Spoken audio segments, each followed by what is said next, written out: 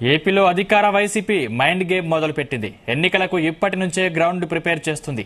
ఒకే దెబ్బకు రెండు పిట్టలు కొట్టేలా అటు ఎంపీ ఇటు అసెంబ్లీ సీట్లపై గురిపెట్టింది.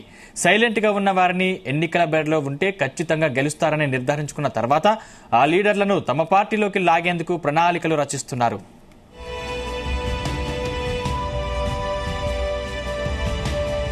కొత్త సంవత్సరం వేళ గోదావరి రాజకీయం ఆసక్తికరంగా మారుతోంది. కాపు ఉద్యమ నేత ముద్రగడ కీలక ప్రకటనకు సిద్ధమవుతున్నారు. కొత్త సంవత్సరం ప్రారంభం రోజున గోదావరి జిల్లాలో పలువురు నేతలు తమ అనుచరులు వర్గాలతో విందు సమావేశాలు ఏర్పాటు చేశారు. 4 ఏళ్ల తరువాత ముద్రగడ మరోసారి తన అనుచర వర్గంతో భేటీ అయ్యారు. ముద్రగడ వైసీపీలో చేరుతారని కొద్ది రోజులుగా ప్రచారం సాగుతుంది. ఈ రోజున తన రాజకీయ నిర్ణయంపై అనుచరులకు స్పష్టత ఇవ్వనున్నారు. ముద్రగడ తన కుమారులతో కలిసి వైసీపీలో చేరడం ఖాయంగా కనిపిస్తోంది. ముద్రగడకు పార్టీలో ఇచ్చే ప్రాధాన్యత, పదవిపైన స్పష్టమైన హామీ వచ్చినట్లు తెలుస్తోంది. మరోవైపు వంగవీటి మోహనరంగ తనయునిగా వంగవీటి రాధాకు మాస్ ఇమేజ్ ఉంది.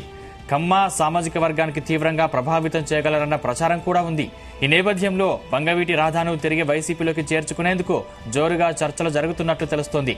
2 రోజుల క్రితం రాధాతో వైసీపీ ఎంపీ మిథున్ రెడ్డి భేటీ అయ్యారు. వైసీపీలోకి తిరిగి రావాలని రాధాను ఆహ్వానించినట్టు తెలుస్తోంది.